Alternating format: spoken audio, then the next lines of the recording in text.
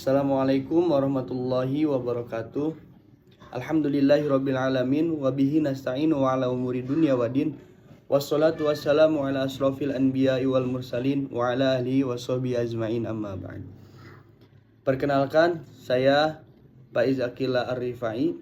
Saya dari jurusan Pendidikan Bahasa Arab semester 1 dengan NIM 010525010007. Saya ingin membuat video untuk memenuhi tugas UTS dari matkul fikih dengan tema sholat. Dosen pengampu yaitu Dr. Andes TB Abdul Hamid MAG. Teman-teman, sudah dijelaskan di dalam Al-Quran surat Al-Baqarah ayat 43 yang bunyinya wa aqimus sholata wa atuz zakata warka'u ma'ar raki'in. Maknanya wallahu alam bil murad. Dan dirikanlah kalian sholat dan tunaikanlah zakat dan rukulah dengan orang-orang yang ruku. Sebagaimana kita ditetapkan dalam Islam itu untuk memenuhi rukun Islam. Rukun Islam ada 5. Yang pertama syahadat, yang kedua sholat, yang ketiga zakat, yang keempat puasa, yang kelima naik haji. Jadi sholat itu termasuk rukun Islam yang kedua.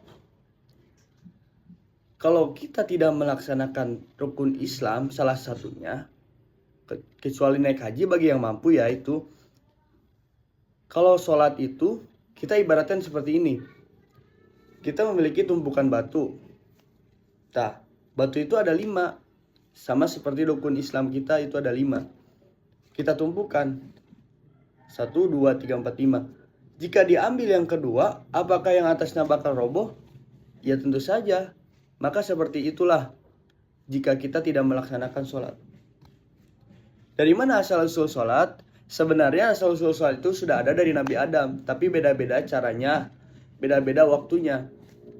Kalau di zaman Kanjeng Nabi, ketika Kanjeng Nabi mendapatkan perintah sholat itu waktu Isra Mi'raj. Yang awalnya 50 waktu menjadi 5 waktu. 5 waktu itu apa saja? Yang pertama sholat zuhur, yang kedua sholat asar, yang ketiga sholat maghrib, isya, dan subuh. Nah, di dalam sholat tersebut, di dalam ibadah tersebut, kita harus mengetahui ketentuan dalam sholat. Bagaimana kita melakukan sholat tapi kita tidak mengetahui ketentuan-ketentuannya seperti syarat sahnya sholat, seperti rukun-rukun sholat. Kalau di dalam keterangan itu ditolak. Apa bunyi keterangan tersebut? Wa kullu man bi ghairi ilmi ya'malu amalu marudatun la tuqbalu. Kalau cara bahasa Sundanya mah capek gawe teka pake. Kita melakukan suatu ibadah tanpa ilmunya, tanpa kita mengetahui syarat-syaratnya, rukun-rukunnya, itu ditolak, itu tidak diterima. Jadi di sini kita belajar bersama, kita sharing-sharing bagaimana tata cara sholat. Oke, kita mulai dengan waktu sholat. Di dalam Sapina dijelaskan, awwalu waqti duhri, ari mimitina waktu sholat zuhur, zawalus samsi eta lingsina panon poe. Jadi awal masuk waktu zuhur itu bergeraknya matahari sejajar dengan badan kita, lurus. Jadi sehingga bayangan kita tidak terlihat. Itu waktu sholat zuhur sudah dimulai. Jadi orang zaman dulu itu seperti itu. Mereka kalau ingin mengetahui apakah ini masuk waktu sholat atau belum, jadi mereka melihat matahari. Kan kalau zaman sekarang itu ada jam, enak, sudah ditentukan oleh Kementerian Agama. Tapi orang zaman dulu itu seperti itu. Zawalus samsi lingsina panon poe, bergeraknya matahari sejajar dengan kita, sejajar sehingga bayangan kita tidak terlihat. Nah, itu sudah masuk waktu sholat zuhur. Dan kapan akhir waktu sholat zuhur? Wa akhiruhu masiru zillis syai'i mislahu. Jadi akhirnya waktu sholat zuhur itu kita berdiri di atas matahari. Matahari itu bergeser sehingga bayangan kita melebihi badan kita. Contohnya kita tinggi badan 165. Jika bayangan kita melebihi dari 165, contohnya 166 cm, maka itu sudah masuk waktu sholat asar dan akhirnya waktu sholat zuhur. Waktu sholat asar tadi mulainya dari situ. Dan kapan akhir waktu sholat asar? Akhirnya waktu sholat asar yaitu ghurubus syamsi surupna panon poe. Jadi akhirnya waktu sholat asar itu ketika ketika terbenam matahari, itu akhirnya waktu sholat asar. Kita lanjut awal waktu sholat maghrib. Tadi akhir waktu sholat asar, ghurubus syamsi, setelah surupnya panon poe, setelah surupnya matahari. Dilanjut itu sudah masuk waktu sholat maghrib, dimulai dari ghurubus syamsi. Dan kapan akhirnya waktu sholat maghrib? Kalau akhirnya waktu sholat maghrib itu ghurubus syafaqil ahmari, surupna mega berem. Jadi cahaya merah itu sudah tidak ada ketika kita lihat. Itu akhirnya waktu sholat maghrib. Mega itu cahaya itu ada merah, ada kuning, terus apalagi ya. Pokoknya itu. Jadi akhirnya waktu sholat maghrib ghurubus syafaqil ahmari, surupnya mega merah, surupnya cahaya merah. Itu akhirnya waktu sholat maghrib. Dan dari situ dimulailah waktu sholat isya. Diakhiri waktu sholat maghrib dan berawal sholat isya dan berawal waktu sholat isya. Dan akhirnya waktu sholat isya yaitu dijelaskan wa akhiru tulu'ul fajri as-sadiqi. Datangnya fajar as-sadiqi anu bener. Itu akhirnya waktu sholat isya. Dan dimulainya waktu sholat subuh. Kapan akhir waktu sholat subuh? Yaitu wa akhiruhu tulu'us syamsi. Yaitu akhir waktu sholat subuh itu nepika datang panon poe. Jadi ketika matahari datang itu sudah akhirnya waktu subuh. Nah, kita sudah mengetahui waktu-waktu sholat tertentu, waktu-waktu sholat tersebut yang 5 waktu. Lanjut kita ke pembahasan yang selanjutnya. Bahwasanya syarat-syaratnya sholat itu ada 8. Dijelaskan dalam kitab Sapina, syurutus sholati sama niatun. Syurutus sholati ada pirang-pirang syaratnya sholat sama niatun itu ada 8. Dijelaskan dalam kitab Sapina, syarat sah sholat itu ada 8. Apa yang pertama? Yang pertama, suci dari hadas, suci dari kotoran kecil, suci dari hadas kecil ataupun hadas gede ataupun hadas besar. Apa yang dimaksud hadas kecil itu? Ma'aujabal wudu'i, perkara anu ngawajibkeun kana wudu. Kalau hadas besar, ma'aujabal gusli, perkara anu ngawajibkeun kana adus. Anu ngawajibkeun jadi perkara yang mewajibkan untuk melakukan mandi. Itu hadas besar. Lanjut yang kedua, yaitu kita harus suci dari najis, maupun dari pakaian, maupun dari tempat ataupun badan. Kita itu harus suci. Kalau kita ingin sholat itu harus suci 3 itu, pakaian, tempat, dan badan. Jika salah satunya saja terkena najis, ada najis nih yang tidak dimakfu, ingat yang tidak dimakfu, yang tidak dihampura, itu sholat kita tidak diterima, sholat kita tidak sah. Jadi kita kalau ingin melakukan sholat harus suci. Suci itu meliputi pakaian, tempat, dan badan.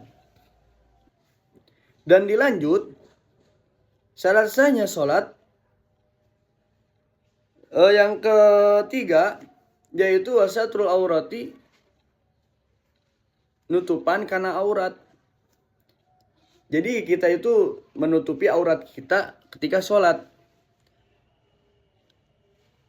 Dari mana batasan-batasan aurat itu? Dijelaskan dalam kitab Sapina, al-auratu arba'atu aurat Al auratu arbaun. Ada pirang-pirang aurat eta ya opat. Auratur rajuli ini ketika sholat ya.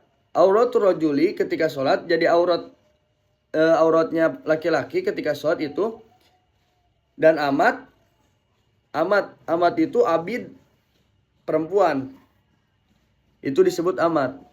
Jadi batasan auratnya laki-laki dan amat ketika sholat itu mabaina surati warukbati, antara pusar sampai ini dengkul tuur, itu sampai situ kebatasan laki-laki dan amat ketika sholat auratnya mabaina surati warukbati. Bagaimana dengan perempuan yang merdeka? Wa auratul khurrati fi sholati, dan auratnya perempuan yang merdeka di najra sholat jami'u badaniha sakabehna badan masiwal wajhi wal kafaini, salianti wajah jeung dua dampal leungeun. Jadi iya ketika sholat kalau perempuan selain abid, tadi abid apa? Abid amat itu adalah abid perempuan.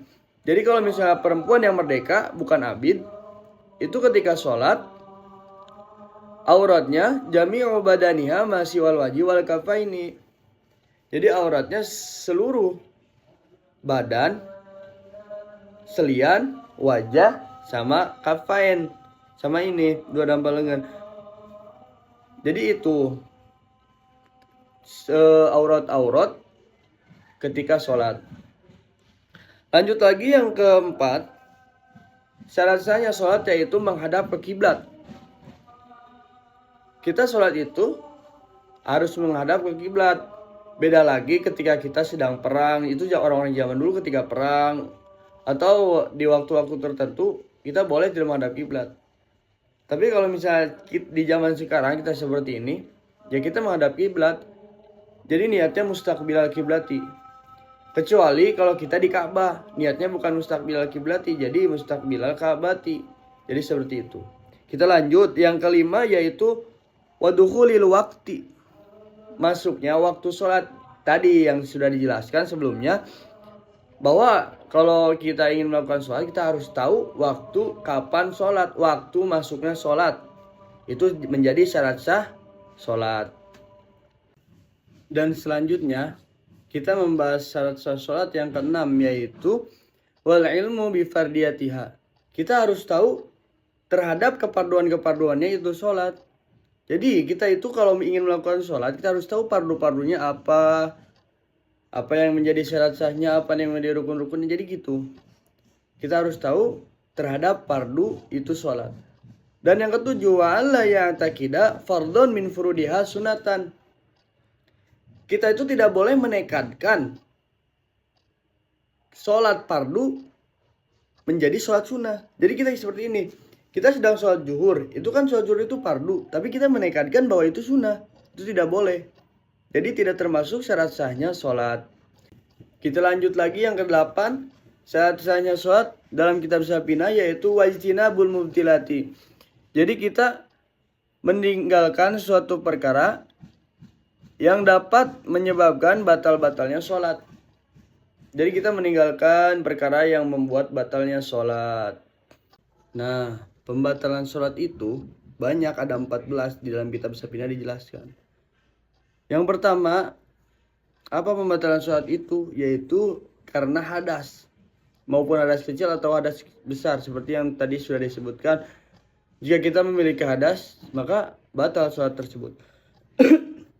Yang kedua itu karena katumibaan, karena terdapatnya di dalam anggota tubuh kita, di tempatnya atau dina pakaiannya itu terdapat najis, maka itu batal sholatnya. Yang ketiga yaitu terbukanya aurat, yang tadi saya jelaskan aurat-auratnya ketika sholat di mana saja. Jika itu terbuka maka batallah sholatnya. Dan yang keempat, berbicara dua huruf yang tidak berbicara dua huruf walaupun dua huruf itu tidak memiliki arti, tidak bisa dipahami, itu batal. Atau kita berbicara satu huruf tapi itu memahami orang lain, itu juga batal. Lanjut yang kelima, yaitu perkara sesuatu yang membuat batal puasa dengan secara disengaja, itu juga batal terhadap sholat. Jadi seperti itu. Dan yang lanjut lagi, dan yang keenam yaitu kita itu dalam sholat makan banyak, nah itu batal. Dan yang ketujuh yaitu karena kita melakukan gerakan lebih dari 3 kali, mau karena lupa ataupun disengaja, itu batal. Jadi kita bergerak lebih dari 3 kali, itu batal. Dan yang kedelapan itu karena loncat yang berlebihan, itu batal yang kita bisa pindah. Loncat yang berlebihan itu membuat batal kita sholat. Jadi ya buat apa juga ya kita lagi sholat loncat-loncatan, kecuali anak-anak. Kita lanjut lagi yang ke-9, karena itu kita memukul dengan kencang, itu batal. Yang 10, kita itu mendahului imam 2 rukun yang kita kerjakan, kita itu mendahului imam pokoknya, itu batal. Yang ke-11, yaitu kita mengakhir-akhirkan, misalnya imam udah duluan nih, kita diakhir-akhirkan, dimalas-malaskan, dileha-lehakan dalam mengikuti imam tersebut, maka batal sholatnya itu. Kalau itu tidak ada udzur. Kalau mengakhirkannya itu tidak ada udzur, maka batal sholatnya. Lanjut lagi yang ke-12, yaitu karena kita niat untuk memutuskan sholat. Jadi kita sedang sholat, kita niat memutuskan sholat, ya udah, sholat itu batal pokoknya. Yang ke-13, kusabab megantungkan atau megatkan sholat karena hiji perkara. Jadi kita ketika sedang sholat, kita memikirkan sesuatu. Wah, ini ada pakaian dijemur nih, nanti kalau hujan kita bakal batal sholatnya. Kita niat mau membatalkan sholat. Nah, di situ batal, itu juga batal. Lanjut lagi yang ke-14, yaitu karena mangmang. Jadi itu pembatalan sholat. Jadi itu pembatalan terhadap sholat. Yang selanjutnya mari kita jelaskan arkanus sholati. Ada pirang-pirang rukun sholat, itu ada berapa? Jadi rukun sholat itu ada sab'ata asyara, ada 17. Al-awalu ari anu kahijina niyatu eta niat. Jadi yang pertama dalam rukun sholat itu niat. Niat itu di mana tempatnya? Ketika kita takbiratul ihram. Allahu Akbar. Sebelum kita selesai takbiratul ihram, di situ kita niat. Kalau dalam bahasa Sunda niatnya itu seperti ini: sejak kaula sholat fardu zuhur makmum sejak kaula sholat fardu zuhur menghadap ke kiblat makmum karena Allah Ta'ala. Kalau itu sholat zuhur. Jadi awalnya, jadi yang pertama rukun sholat itu niat. Jadi kita dimulai dari niat. Apa yang dimaksud dengan niat? Di dalam kitab Sabina, qasdu syai'in muktaronan bifilihi. Qasdu syai' nejah hiji perkara muktaronan barianan dibarengan bifilihi karena migawena itu syai', karena migawena itu perkara. Jadi kalau di dalam kitab Sabina itu kita niat melakukan sesuatu sambil melakukan pekerjaan yang diniatkan tersebut. Jadi dalam kitab Sabina seperti itu. Asani takbiratul ihrami. Dan yang kedua itu takbiratul ihram. Takbiratul ihram yang awal yang tadi, yang Allahu Akbar. Takbiratul ihram awal itu minimal harus didengar oleh kita. Asalisu al-qiyamu alal qadiri. Dan yang ketiga itu berdiri alal qadiri, terhadap orang yang mampu. Berdiri bagi yang mampu. Jadi ketika sholat itu kita harus berdiri. Kalau itu bagi yang mampu. Kalau misalnya masih mampu sholat untuk berdiri, ya kita berdiri. Kalau misalnya tidak mampu, kita bisa sambil duduk, bisa sambil berbaring menghadap kiblat, dan kita bisa telentang, bisa memakai isyarat ataupun menekadkan rukun Islam. Jadi seperti itu. Dan yang keempat, qiraatul Fatihati, yaitu membaca surat Al-Fatihah. Di mana waktu membaca surat Al-Fatihah, ketika kita sudah takbir, sudah niat, dan kita tadi situlah tempatnya kita membaca surat Fatihah ketika sendiri. Kalau kita makmum, tempatnya itu ketika makmum sudah membaca surat Al-Fatihah dan kita sudah mengucapkan amin, tadi situlah tempatnya kita membaca surat Al-Fatihah. Dan membaca surat Fatihah itu tidak sembarangan. Nanti juga dijelaskan ada tasdidatul Fatihati. Jadi tasdid-tasdidnya Fatihah dan makhorijnya itu pun harus benar dalam sholat. Oke ya, yang al-khamisu, yang kelimanya ar-ruku'u, yaitu ruku.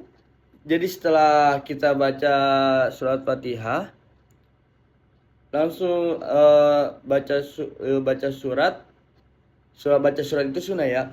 Jadi setelah baca surat, sunnahnya Allah langsung kita ruku. Ruku itu termasuk rukun sholat. Dan yang keenam yaitu at-tumaninatu fihi. Tumaninah dalam itu ruku. Jadi apa tumaninah itu? Tumaninah itu cicing sakedeung, berdiam sebentar, biqadri subhanallahi, kusaukuran lafaz subhanallah. Jadi tumaninah itu berdiam sebentar dalam ukuran lafaz subhanallah. Itu yang dimaksud tumaninah. Yang ketujuh, al-i'tidalu, yaitu i'tidal. I'tidal itu berdiri setelah ruku. Allahu akbar. Boleh tangannya seperti ini lagi, balik lagi sunnahnya, atau diam gini seperti ini. Atsaminu, yang kedelapannya yaitu atumaninatu fihi. Atumaninatu berarti tumanina, dina itu tidak, jadi berdiam diri seperti tadi sebentar, biqadri subhanallah. At-tasi'u, yang kesembilannya sujudu, yaitu sujud marrotaini. Jadi sujud 2 kali. Yang kesembilannya itu sujud 2 kali. Jadi kita nih setelah sujud pertama, lalu kita duduk di antara 2 sujud, kita sujud lagi. Itu yang disebut sujud marrotaini. Dan yang ke-10, at-tumaninatu fihi. Kita tumaninah dalam itu duduk 2 kali. Dalam itu sujud 2 kali. Kita itu harus berdiam diri sebentar, biqadri subhanallah. Al-hadi asyara. Dan yang ke-11-nya itu al-julusu baina sajdataini, yang tadi saya sudah ucapkan, kita duduk di antara 2 sujud. Jadi kita duduk